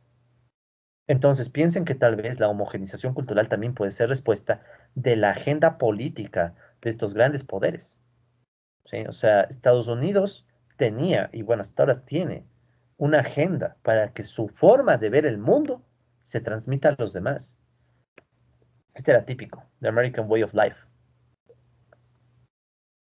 O sea, desde Estados Unidos se transmitía, sobre todo esto es de la época de la Guerra Fría, pero ha durado hasta ahora ciertas cosas. Durante la época de la Guerra Fría había que pelear contra la Unión Soviética. Entonces Estados Unidos a todos sus países cercanos o aliados, entre comillas, les transmitía una y otra vez el mensaje de cuál es la forma de vida americana. Norteamericana, por cierto, ¿no? Y estadounidense, porque para cómo son abusivos, ¿no? Porque América somos todos, pero bueno, ya. Entonces, The American Way of Life, la forma americana de vivir, era teniendo tu propio vehículo, tu coche, o sea, lo que vimos en el video, ¿no? Entonces, la homogenización cultural, en ese momento, ¿a qué respondía? A una forma de evitar que la Unión Soviética se infiltre en los países a través de ideales distintos. Por eso es que la Revolución Cubana, por ejemplo, en su momento fue el evento. De hecho, fue tan importante la Revolución Cubana que a Fidel Castro se le invitó a Estados Unidos, porque precisamente Estados Unidos decía, a ver, aquí tenemos que evitar que pase algo más. Yo recuerdo que había unas palabras, creo que eran de Richard Nixon cuando era vicepresidente de Estados Unidos, que le decía a Castro, ok, chévere, lo lograron, pero por favor irán a elecciones. ¿Por qué? Porque ellos no querían que se genere un espacio medio raro que terminó pasando, ¿no? Que fue un espacio a favor de la Unión Soviética. Entonces, ¿qué pasaba? Que había que crear una homogenización cultural acorde al estilo de vida americano para que no pase el comunismo. Y estos discursos existen hasta ahora. Yo hasta ahora veo, hasta en redes sociales, a mucha gente que no hay que dejar que avance el comunismo y no sé qué, con los viejos discursos de la época de la Guerra Fría, los mismos discursos de la época de la Guerra Fría. Entonces ahí pueden ver que la homogenización cultural ya no es solo un tema de, bueno, el individuo decide o no. ¿Qué tal si es parte de una agenda política internacional, de globalizarnos a todos según el interés de alguno de estos grandes bloques? China hace lo suyo, ¿no? China también tiene procesos de homogenización cultural y transmite su cultura a otros países.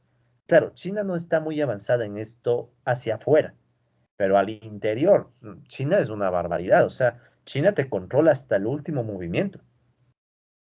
Pero también hay un autor que se llama Byung-Chul Han, que vale la pena tal vez que lo lean, un filósofo coreano, que él plantea que, bueno, tal vez el hecho de que China domina todo le permitió aguantar mejor el coronavirus, pese a que ahí empezó, sea que hayan matado a los que estaban enfermos, sea lo que hayan hecho los chinos, no les ha ido tan mal, hasta crecen. Entonces ellos pueden alegar que, bueno, tal vez nuestra cultura es mejor, pero claro, es una cultura sin tantas libertades y no sé qué cosas que dicen los gringos. Los chinos pueden decir, ¿y qué importa más, la vida o las libertades? Entonces ahí puede haber unas discusiones tenaces. Y claro, mientras tanto los latinoamericanos estamos ahí en una balsa, ¿no? Ni los dos no somos ni chicha ni limonada, estamos en la mitad de esas broncas globales, ¿no? Eso con la globalización política. Aparte tenemos la globalización económica. Esta también es tenaz, ¿no? Y bueno, como se acerca mucho más a lo que conocemos, vamos a pasar un poco más rápido, pero igual. En el caso de la globalización económica, podemos plantear lo siguiente, ¿no? Luego de la Guerra Fría entre Estados Unidos y la Unión Soviética, eh, muchos alegan que ha surgido un mercado global, ¿ya? Es más, algunos autores, como Nigel Harris, citado también por Renton, llegan a plantear que la economía y el mercado global van a hacer que desaparezcan las diferencias entre el primer mundo y el tercer mundo, ¿sí?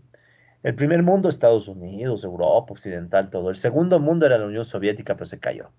Y el tercer mundo éramos los que no entrábamos ni con los unos ni con los otros, ¿sí? Creo que esto fue propuesto por el general Tito en Yugoslavia, pero bueno. El caso es que esta distinción del mundo, según algunos autores a favor de la globalización, ellos dicen, no, dejemos que los mercados globales igualen a los países. Los tratados de libre comercio, por ejemplo, aquí entran perfecto en este discurso.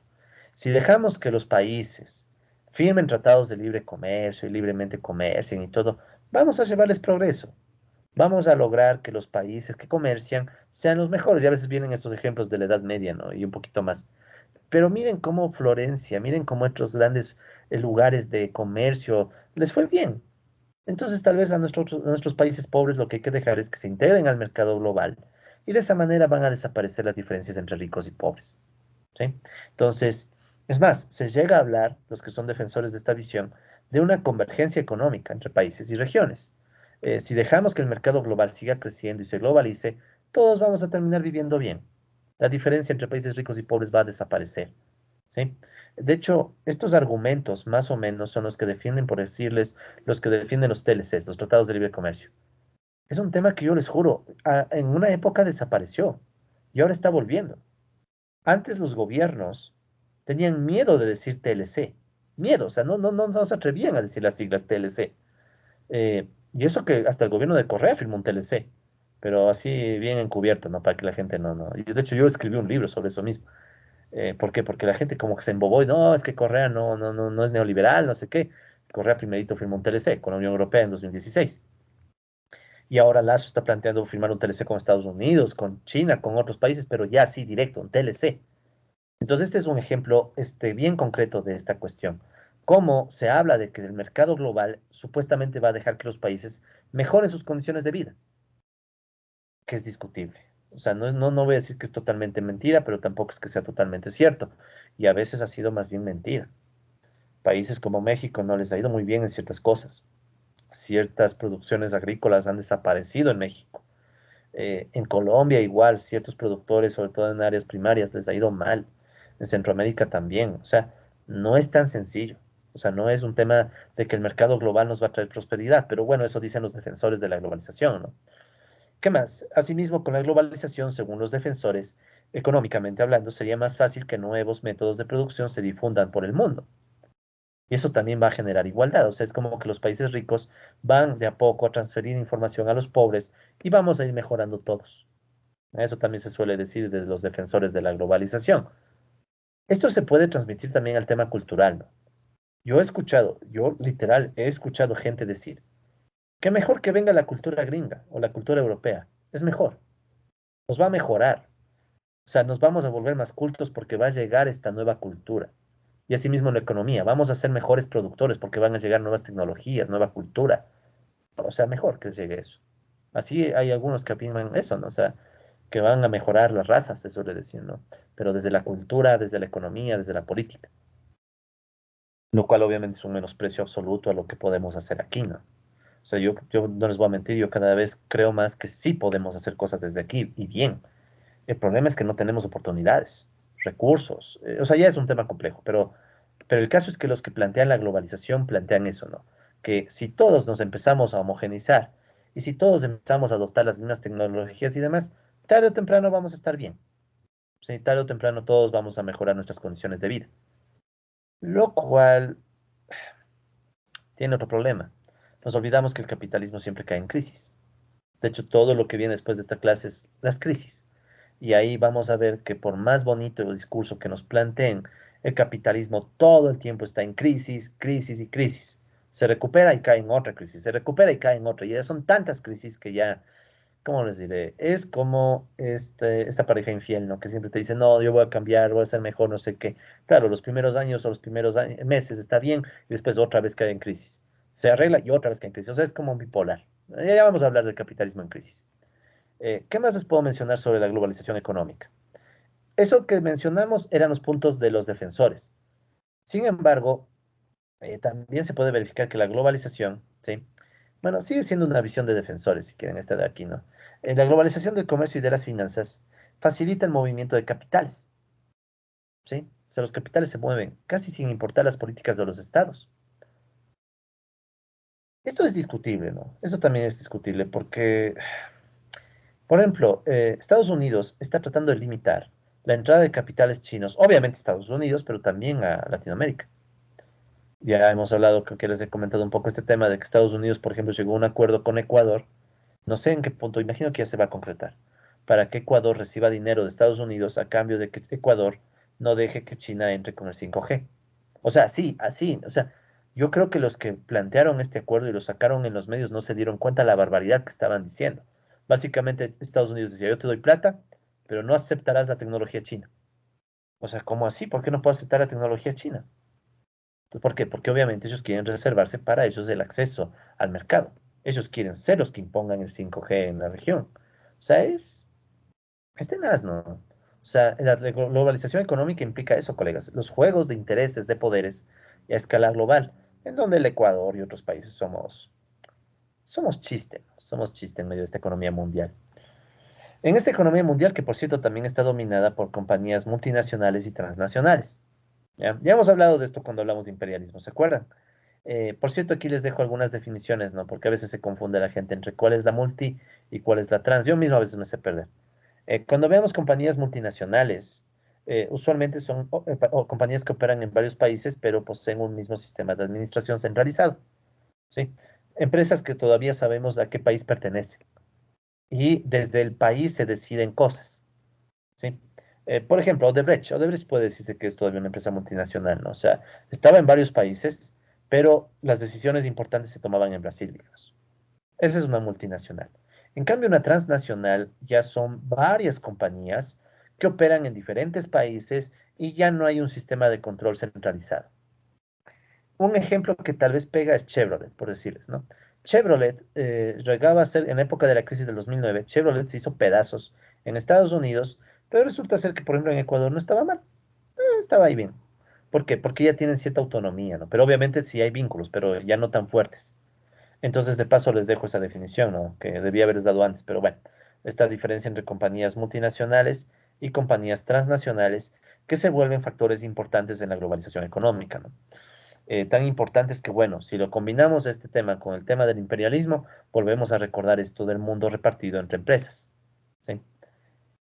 Bueno, ese es el enfoque desde los lados culturales, políticos y económicos. Y chévere que el lado cultural motivó a la discusión. También hay otras perspectivas de la globalización que las vamos a ver muy rápido ahorita, ¿sí? Por ejemplo, optimistas versus pesimistas, ¿ya? Esta es otra perspectiva de la globalización que también vale tomar en cuenta, que también menciona Renton, ¿no? Entonces dice, bueno, las visiones optimistas plantean que la globalización va a hacer que todos los países y regiones nos igualemos, terminemos empatándonos, o por lo menos no haya tanta distancia, ¿no? En cambio, las visiones pesimistas, entre las cuales no voy a negar, yo estoy incluido, yo soy más bien un pesimista de la globalización, porque la globalización acarrea un montón de problemas negativos como cuáles. Los capitales globales ganan con la competencia internacional entre trabajadores. Entonces, ¿qué pasa? Que con la globalización se ha permitido que se aumente la explotación laboral en diferentes países. Claro, lindo. En California, en Silicon Valley, diseñan toda la tecnología del iPhone y qué bello, qué lindo. ¿Pero para qué? Para que trabajadores del sudeste asiático o de China terminen ensamblando con condiciones súper pésimas de trabajo, ¿sí? O hay muchos ejemplos, ¿no? Aquí pueden ver, por ejemplo, estos son trabajadores, creo que se hacía también, claro, esto es en términos de pesca, ¿no? Pero igual, o sea, básicamente el mundo globalizado puede terminar aprovechando las regiones empobrecidas para extraerles plusvalor y explotarles, pero ya a niveles extremos. Las mineras, la minería es otro ejemplo tenaz. Claro, te dicen, es que para el celular necesitamos minerales, y es verdad, necesitamos el litio, es verdad, pero también es verdad que para conseguir litio y otros minerales se sobreexplota a niños en África. En el Congo, no hace mucho, hubo una demanda, una de las empresas grandes, creo que, bueno, esto fue antes de la pandemia, un poquito antes, porque precisamente estaban haciendo trabajar a niños y algunos hasta la muerte, sacando minerales, casi como esclavitud. Pero claro, como son niños africanos, a nadie le importa. ¿Para qué? Para que, claro, el niñito europeo, el niñito norteamericano tenga su celularcito, nosotros. Entonces, no es que esto signifique irse en contra de la tecnología, pero sí reconocer que existe. O sea, reconocer que la globalización también tiene este lado en el cual se ha logrado una mayor explotación laboral, ¿sí? Y aparte también se globalizan las crisis. La crisis del 2009, ¿se acuerdan que hablamos de esa? En la crisis del 2009, ¿qué pasó? Las malas prácticas y toda esta mañosería de las finanzas norteamericanas terminaron golpeando al mundo. La crisis financiera de Estados Unidos terminó golpeando hasta Grecia. Y por eso Grecia terminó jodida, bueno, y otros problemas internos, ¿no? Pero a la final Grecia termina jodida y pasa lo que ya sabemos, lo que les comentaba sobre el referéndum. Las crisis se globalizan. O sea, este es otro factor y este es a veces lo que menos reconoce la gente que está a favor de la globalización y hasta de la homogeneización cultural. El capitalismo está cargado de problemas y de crisis que cuando llegamos a una escala global, obviamente los problemas y las crisis también se vuelven globales, ¿sí? Y entonces ese es otro problema, ¿sí? Que obviamente, aparte de las crisis, van a generar también nuevos patrones de producción y de explotación laboral y natural, ¿sí? Porque en las crisis recuerden que los primeros que pagan son los trabajadores. Eso es real, o sea, eso no es una invención. En la crisis del 2009 muchos hogares trabajadores se quedaron sin hogar, sin casa. ¿Por qué? Porque fueron en la dinámica, porque, bueno, querían tener un hogar y cometieron el error de confiar en los bancos. Y después también se quedaron sin salarios. O sea, toda la data que ya hemos visto. ¿Ok? Entonces también se puede analizar desde esta perspectiva la globalización. Hay otras perspectivas que vamos a ver, esto lo vamos a hacer ya en la próxima clase porque por lo que veo ya estamos fuera de tiempo. Pero quiero que reflexionen en esta discusión que tuvimos, sobre todo de la globalización cultural, ¿no? No vamos a poder discutir más de ese tema, pero quiero que lo reflexionen, porque como pueden ver, la cultura es de esos temas que más nos afectan como individuos, ¿no? Porque claro, lo económico, son cosas tenaces, lo económico y lo político, pero lo cultural es como que más nos llega porque es más cotidiano, ¿no? O sea, que te estén dominando a través de las redes sociales, del Facebook tan querido, en donde tú te distraes y todo. Que te cuestionen el propio ciclo de la vida, que te cuestionen lo que tú llamas felicidad, estatus, son cosas que le pegan a todos, ¿no? Entonces sí me gustaría, colegas, que piensen un poquito ese tema, tal vez nos damos unos 5 o 10 minutitos antes de empezar la clase la siguiente, para retomar esa discusión, porque sí me gustó escucharles y creo que hay muchas cosas que ustedes pueden aportar, ¿no? E incluso críticas, me gustaría que alguien tal vez critique lo que hemos dicho en clase, ¿no? Tal vez alguna lectura no es muy correcta. Repito, estoy tratando de transmitirles lo que dice Renton, ¿no? En este libro. Pero bueno, entonces, colegas, dejamos hasta aquí el video. La próxima clase vamos a continuar con el tema de la globalización y la vamos a cerrar, ¿no? Vamos a ver otro enfoque y también vamos a ver la perspectiva ya más marxista del tema, ¿ok? Entonces, con eso, colegas, damos por cerrada la clase de hoy día y cerramos, por tanto, el video.